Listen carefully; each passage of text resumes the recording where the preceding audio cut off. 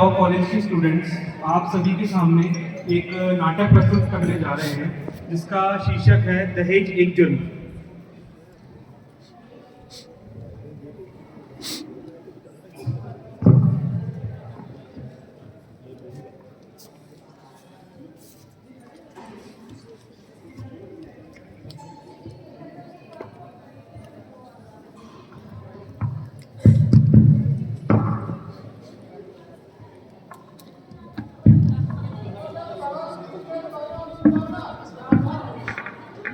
Good morning everyone. हम सभी Ashoknagar law college के स्टूडेंट्स आप सभी महानुभावों का हार्दिक स्वागत करते हैं। आज संविधान दिवस के उपलक्ष्य में हम लॉ कॉलेज के स्टूडेंट्स दहेज प्रथा के विरुद्ध जागरूक करने के लिए एक एक्ट प्रेजेंट करने आए हैं, जिसमें हमें हमारे संविधान एवं मौलिक अधिकारों के प्रति जागरूक होने का मौका मिलेगा। जैसे कि हम सब जानते हैं, देखते आ रहे हैं कि दहेज को लेकर समाज में इस तरीके का माहौल है, जिसमें कुछ लोग इस दहेज की प्रथा के विरुद्ध हैं, वहीं कुछ लोग आज भी इस प्रथा के पक्ष में भी हैं। अब चाहे वो अरेंज मैरिज हो या लव मैरिज, दहेज की वजह से प्रताड़ित एवं परेशान एक महिला को ही होना पड़ता है।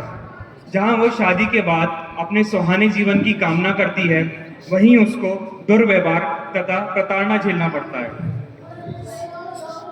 इस एक्ट की कहानी शुरू होती है एक लड़के और एक लड़की से, जो काफ़ी समय से एक दूसरे को जानते हैं, साथ में पढ़ते हैं, समझते हैं एक दूसरे को, और फिर अब शादी करना चाहते हैं।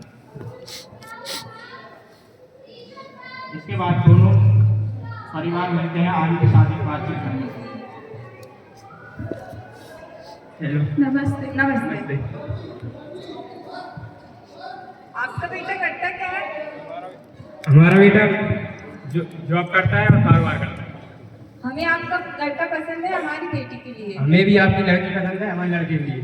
ठीक है, तो अब शादी की तैयारी शुरू करते हैं ठीक है, ठीक है। और खर्चे की बात कर लेते हैं।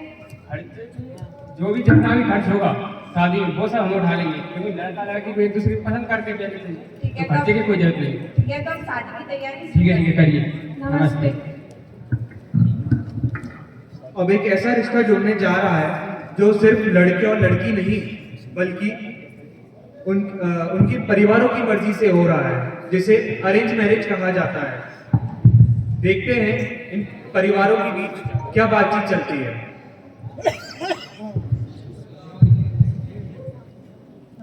नमस्ते। ये हमारा बेटा गौरव।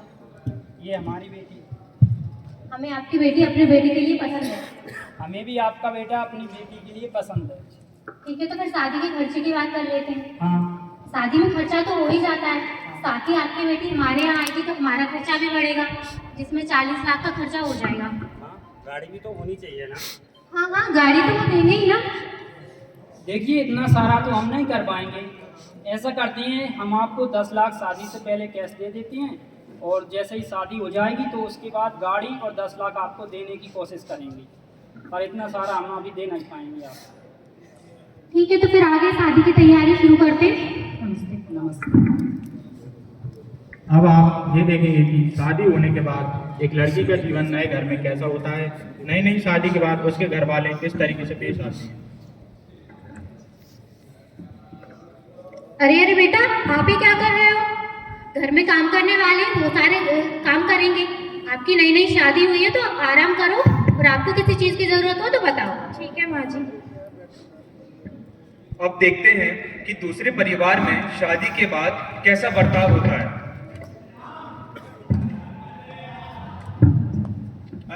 अरे सुनो, जी बोलिए। तुम्हें काम क्यों कर रही हो? काम करने के लिए नौकर चाकर है ना, घर में वो काम कर लेंगे, तुम बैठकर आराम करो।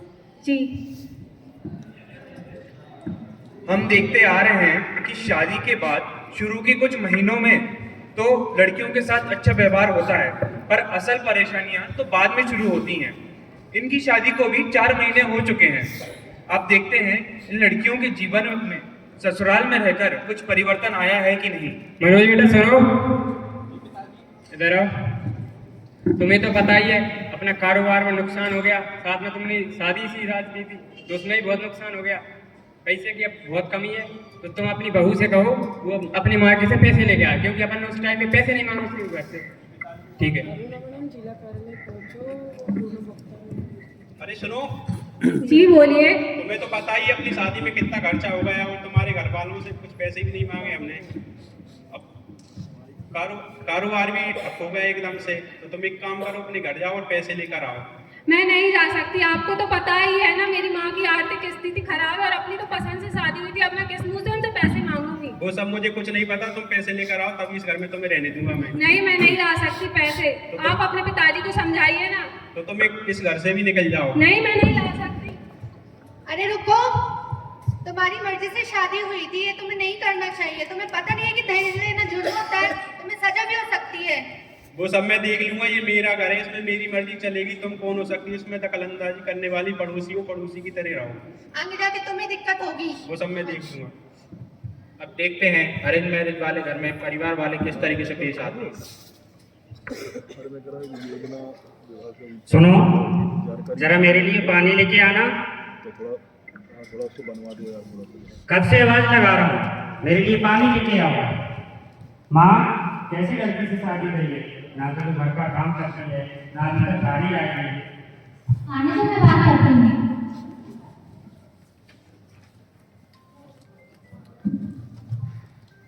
कहाँ थी अभी तक? कपड़े धुल रही थी मैं। बहू रुको। जी माँ। आपके घर से बाकी की बचलाना पर कार आने पे इसको क्या हुआ? माँ जी, पिताजी सब चीजें करके साथ कर ही रहे होंगे। तब तक करेंगे। ये मैं आपको कैसे बता सकती हूँ? माँ जी, जब पहले आप लोगों ने पैसे दिए थे तब भी उन्हें तो उधार नहीं करके लिए थे। वो सब मुझे नहीं पता, अपने घर जाओ पैसे लेके आओ। नहीं माँ जी, मैं उनसे नहीं कहूँगी। अभी तो मेरी छोटी बहन की शादी करना भी बाकी है। मुँह चलाने की जरूरत नहीं, घर जाओ पैसे लेके आओ। ये तो बहुत ही गलत बात कर रहे हो आप लोग मेरे साथ। मैंने अपने पिताजी की खुशी के लिए शादी के दबाव में आकर अपनी पढ़ाई की प्रैक्टिस अधूरी छोड़ी थी, लेकिन अब मैं ऐसा नहीं करूंगी। मैं अपने देश के संविधान और कानून के साथ मिलकर तुम दोनों को सजा जरूर दिलवाऊंगी। अब देखेंगे अगर हमारे साथ अन्याय होता है तो इस देश का कानून हमें उस अन्याय से खिलाफ लड़ने के लिए और न्याय पाने के लिए भी मदद करता है। जानते हैं कैसे? आइए देखते हैं।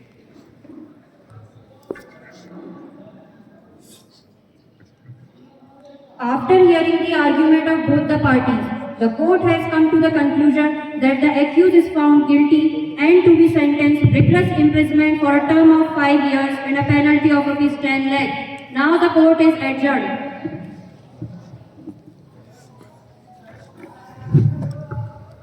एक एडवोकेट सिर्फ पैसों के लिए ही केस नहीं लड़ता, बल्कि सोशल जस्टिस के लिए भी लड़ता है।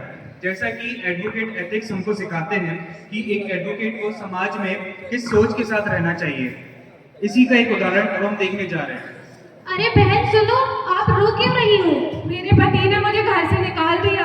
क्यों? आपके पति ने आपको घर से क्यों निकाला? अब वो मुझसे दहेज मांग रहा है। क्या उन्हें ये नहीं पता कि दहेज लेना एक जुर्म है, इसके लिए उनको सजा भी मिल सकती है?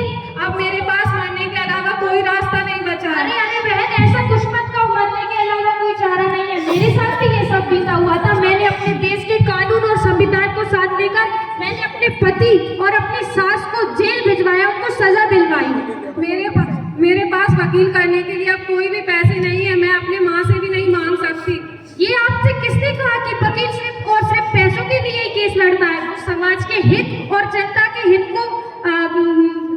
हित के लिए भी केस लड़ता है। आप चिंता मत करो बहन, मैं तुम्हारे साथ हूँ, मैं लड़ूंगी तुम्हारा केस। चलिए। जी बहन। अब आप देखेंगे कि कानून और सामाजिक धर्म हमें ये सिखाता है कि हम सिर्फ खुद की नहीं बल्कि आसपास होने वाले अन्याय से दूसरों की भी रक्षा करनी चाहिए, जो सेल्फलेस हो, जिसमें बदले में कुछ पाने की भावना ना हो। आइए इसका एक उदाहरण देखते हैं। अब मैं जज साहिबा से दरख्वास्त करती हूँ कि मेरे क्लाइंट के पक्ष में मैं एक गवाह पेश करना चाहती हूँ, जो कि उनकी पड़ोसी सिमरजीत है। इजाजत है। हाँ तो सिमरजीत जी बताइए कि आपने हमारी क्लाइंट के साथ होती हुई क्या देखा? मैंने इनके ससुर और इनके पति को कई बार मारपीट करते हुए देखा है और दहेज के प्रति इनको परेशान करते हुए देखा है। मैं सिमरजीत जी के बयान के बाद मैं जज साहिबा से दरख्वास्त करती हूँ कि मेरी क्लाइंट को न्याय दिया जाए।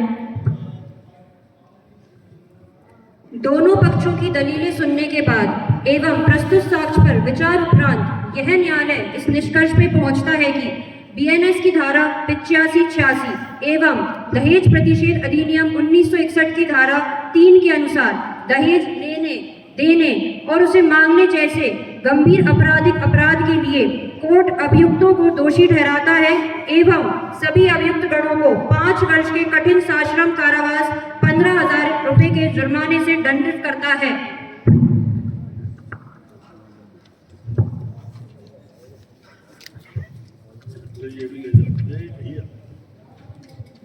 आज जो कहानी आपने देखी वो किसी एक परिवार की नहीं बल्कि पूरे समाज की हकीकत है। दहेज की आग में ना जाने कितनी बेटियां जली, कितने सपने राख हो गए। दहेज की प्रथा ने बेटी को जन्म से पहले ही बोझ बना दिया है। कानून साफ कहता है कि दहेज लेना, देना, मांगना, दिलवाना सब अपराध है। आइए हम सब मिलकर आज ही संकल्प ले, ना दहेज लेंगे ना दहेज देंगे, बल्कि एक ऐसे समाज का निर्माण करेंगे जहां बेटी को बोझ नहीं गर्व समझा जाए।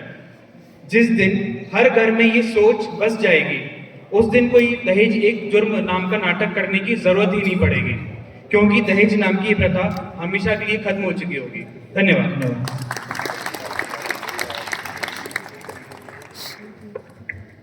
बहुत सुंदर। दहेज जैसी कुप्रथा पर एक लघु नाटिका के माध्यम से विधि महाविद्यालय के छात्रों ने बहुत संक्षेप में बहुत सारे बिंदुओं को समाहित करते हुए जो प्रस्तुति दी उसके लिए बहुत बहुत धन्यवाद, बहुत बहुत बधाई है। मैं अनुरोध कर रहा हूं प्रोफेसर डॉक्टर स्वराज जैन साहब से आए और एक बहुत ही संक्षिप्त और सुंदर सी कविता हम सबके बीच रखें। डॉक्टर स्वराज